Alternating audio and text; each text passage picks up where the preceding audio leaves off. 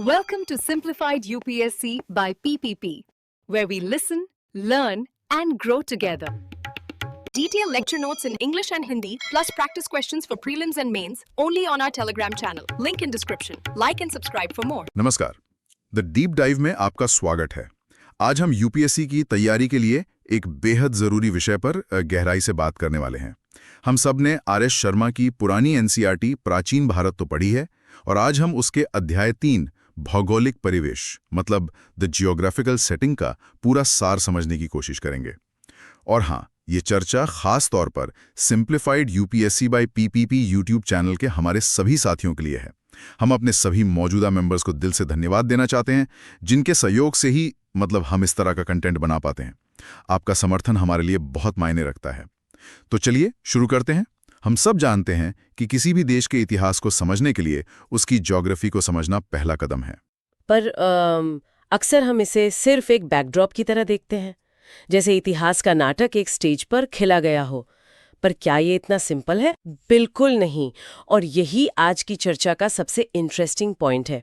भारत का भूगोल सिर्फ एक स्टेज नहीं है, बल्कि वो खुद इतिहास का एक एक्टिव कैरेक्टर है। यहाँ के पहाड़, नदियाँ, मैदान, ये सब सिर्फ नक्शे पर लकीरें नहीं हैं। इन्होंने तो यहाँ की सभ्यताओं के बनने बिगड़ने से लेकर साम्राज्यों के उदय तक में एक डायरेक्टर की भूमिका निभाई है। चलिए इसी आइडिया को थोड़ा और खोलते हैं। सबसे पहले बात करते हैं उस किरदार की जो सबसे विशाल है, उत्तर में प्रहरी की तरह खड़ा हिमालय। हम सबने पढ़ा है कि एक विशाल दीवार है जिसने प्राचीन भारत को मध्य एशिया की बर्फीली हवाओं और आक्रमणों से बचाया। हाँ, और ये सच भी है। हिमालय ने एक क्लाइमेट बैरियर का काम किया, जिससे भारत का उत्तरी मैदान रहने और खेती करने लायक बना।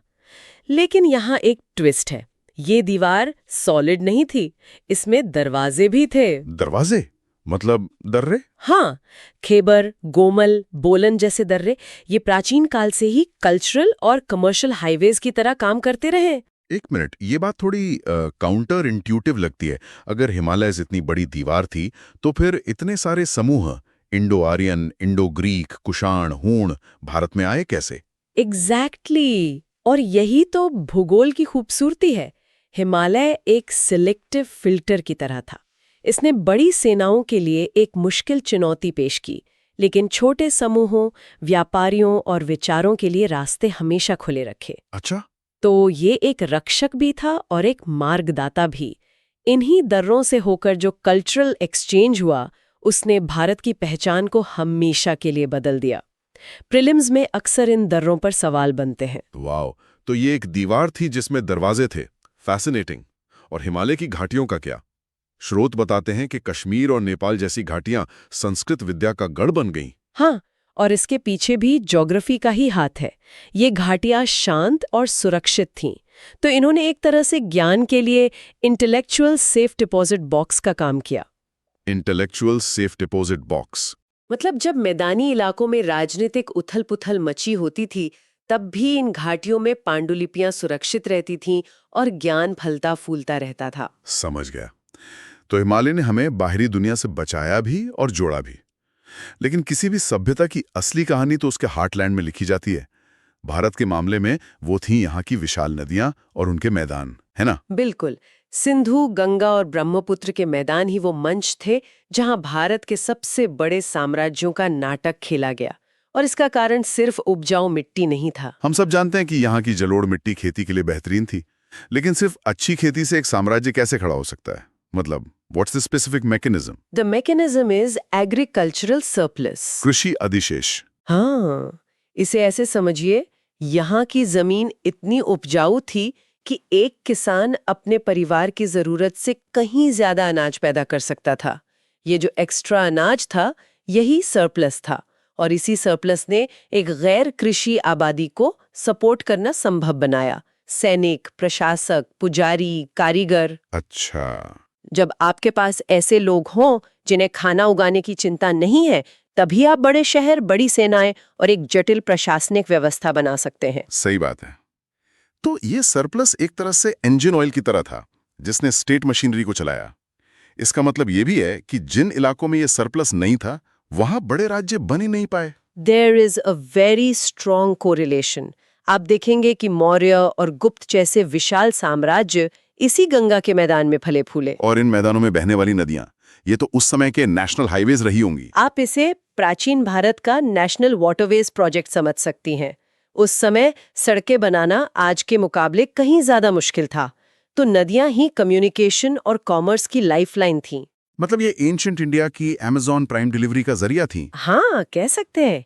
यही कारण है कि पाटलिपुत्र जैसा शक्तिशाली शहर गंगा, सोन और गंडक के संगम पर बसाया गया था। यह एक स्ट्रेटेजिक मास्टर स्ट्रोक था।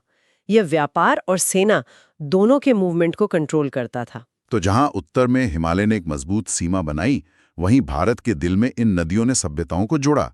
लेकिन जैसे ही हम इन मैदानों से आगे बढ़ते हैं, कहानी फिर बदल जाती है। विंध्या पर्वत, इसने तो भारत को दो अलग-अलग सांस्कृतिक दुनियाओं में बांटने की कोशिश की। क्या ये सचमुच भारत को दो हिस्सों में बांट पाया? Yes and no. यह एक बहुत महत्वपूर्ण सवाल है जो मेंस में भी पूछा जा सकता है। भौगोलिक रूप से विंध्य ने एक क्लियर डिवाइडिंग लाइन बनाई। इसके उत्तर में आर्य भाषाएं और दक्षिण में द्रविड़ भाषाएं फली फूली। तो इसका मतलब ये एक रियल डिवाइड था। एक भाषाई और राजनीतिक डिवाइड तो था, नो डाउट, लेकिन एक कल्चरल फायरवॉल नहीं था। विंध्य की बाधाओं के बावजूद उत्तर और दक्षिण के बीच हमेशा लोगों, विचारों और संस्कृतियों का आदान प्रदान होता रहा। मतलब it was a two way street. Exactly. Geography ने एक बॉर्डर बनाया, लेकिन कल्चर ने हमेशा उस बॉर्डर को क्रॉस करने का कोई ना कोई जुगाड़ ढूंढ ही लिया। और दक्षिण में हम देखते हैं कि नदियों ने अपनी अपनी दुनिया बना ली थी, जैसे कलिंग, आंध्र, कर्नाटक। हाँ, और वहां तुंगभद्रा नदी तो एक लंबे समय तक एक प्राकृतिक लक्ष्मण रेखा बनी रही, जिसके आर पार की शक्तियों में सदियों तक संघर्ष चला। इसके उत्तर में चालुक्य थे और दक्षिण में चोल और पल्लव। ओके, तो हमने स्टेज को समझ लिया, पहाड़, मैदान, नदियां। अब बात करते हैं उन प्रॉप्स की जिन्होंने इन सभ्यताओं को शक्ति दी, यानी प्राकृतिक संसाधन। स्रोत बताते हैं कि राजस्थान की खेतड़ी तांबे की खदानें बहुत महत्वपूर्ण थीं। बिल्कुल, तांबे ने ही हमें पाषाण युग से धातु युग में पहुंचाया, लेकिन जो असली गेम चेंजर था वो था लोहा। और यहाँ सबसे दिलचस्प बात यह है कि भारत के पहले महान साम्राज्य मगध के उदय का एक बड़ा भौगोलिक कारण दक्षिण बिहार में लौह अयस्क की भारी उपलब्धता थी। अच्छा, तो ये कनेक्शन है। मैंने हमेशा पढ़ा था कि मगध शक्तिशाली था, पर ये कभी नहीं सोचा था कि उसकी शक्ति का स्रोत जमीन के नीचे दबे लोहे में था। Geography was literally destiny for them. लोहे ने दो बड़े काम किए। पहला, उससे मजबूत कुल्हाड़ियां बनी, जिनसे गंगा घाटी के घने जंगलों को साफ करके खेती के लिए जमीन तैयार की गई। इससे एग्रीकल्चरल सरप्लस और भी ज्यादा बढ़ गया होगा। हाँ, और दूसरा, लोहे से बेहतर और घातक हथियार बने। जब मगध की सेना लोहे के हथियारों से लैस थी, तब उसके प्रतिद्वंदी अभी भी तांबे या पत्थर के हथियारों का इस्तेमाल कर रहे थे। ये एक अनफेयर एडवांटेज था। कमाल है। अब एक सवाल जो हमेशा दिमाग में आता है, भारत को सोने की चिड़िया कहा जाता था। क्या हमारे पास बहुत सोना था? ये एक बहुत बड़ा मिसकंसेप्शन है। स्रोत बताते हैं कि भारत में सोना बहुत ज्यादा नहीं था। हम सोने की चिड़िया इसलिए नहीं थे कि हमारे पास सोने की खदानें थीं, बल्कि इसलिए थे क्योंकि हम एक गोल्ड मैग्नेट थे। Gold magnet? हमारा ज्यादातर सोना मध्य एशिया और खास तौर पर रोमन साम्राज्य के साथ व्यापार से आता था। तो सोने की चिड़िया का मतलब हमारी अपनी दौलत से नहीं, बल्कि ट्रेड से कमाई गई दौलत से था। और हम उन्हें क्या बेचते थे जिसके बदले सोना मिलता था? हम उन्हें मसाले, कीमती पत्थर और फाइन टेक्सटाइल्स बेचते थे। रोमन लोग इन चीजों के दीवाने थे। वो हमें सोने में भुगतान करते थे। इसीलिए जब तीसरी सदी के बाद रोमन साम्राज्य के साथ ये व्यापार कमजोर पड़ा, तो भारत में सोने के सिक्के अचानक दुर्लभ हो गए। ये दिखाता है कि हमारी अर्थव्यवस्था इंटरनेशनल ट्रेड पर कितनी निर्भर थी। चलिए अब उस आखिरी और सबसे बड़े किरदार की बात करते हैं जो आज भी भारत की कहानी को डायरेक्ट करता है, मानसून। इसका प्राचीन भारत पर क्या प्रभाव पड़ा? बहुत बड़ा। मानसून ने भारतीय कृषि चक्र को पूरी तरह से नियंत्रित किया। दक्षिण पश्चिम मानसून, जो जून में पश्चिमी तट पर भारी वर्षा लाता था, वो खरीफ की फसल का आधार था। और लौटता हुआ उत्तर पूर्वी मानसून कोरोमंडल तट यानी आज के तमिलनाडु के तट पर बारिश करता था। बिल्कुल। इस वजह से अलग अलग क्षेत्रों में फसलें अलग अलग समय पर होती थीं। लेकिन मानसून का सबसे क्रांतिकारी असर समुद्री व्यापार पर पड़ा। समुद्री व्यापार पर? वो कैसे? जब नाविकों ने मानसून की हवाओं के पैटर्न को समझ लिया, तो उन्होंने इसका इस्तेमाल अपने जहाज़ों के लिए एक प्राकृतिक इंजन की तरह किया। अच्छा, वे इन हवाओं का इस्तेमाल करके तेजी से और सुरक्षित रूप से अरब सागर पार करके रोमन साम्राज्य तक पहुंच सकते थे। इसने भारत और पश्चिम के बीच व्यापार में क्रांति ला दी। तो आज की चर्चा से यह बिल्कुल साफ है कि भूगोल सिर्फ एक बैकग्राउंड स्कोर नहीं है, ये एक एक्टिव फोर्स है, एक किरदार है जिसने प्राचीन भारत के इतिहास की पटकथा लिखने में मदद की। सही कहा। पहाड़ों ने हमें बचाया तो दर्रों ने दुनिया से जोड़ा, नदियों ने हमें बसाया और संसाधनों ने हमें संपन्न बनाया। हर भौगोलिक फीचर की एक कहानी है और ये आज के लिए एक महत्वपूर्ण सवाल भी उठाता है।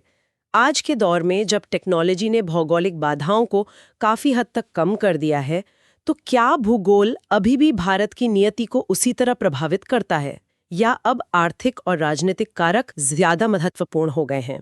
इस पर विचार जरूर कीजिएगा और आज की इस गहरी चर्चा में शामिल होने के लिए धन्यवाद। अगर आपको ये विश्लेषण उपयोगी लगा तो हमें सपोर्ट करने के लिए simplified UPSC by PPP channel को सब्सक्राइब करें और हमारी पेड मेंबरशिप ज्वाइन करने पर विचार करें।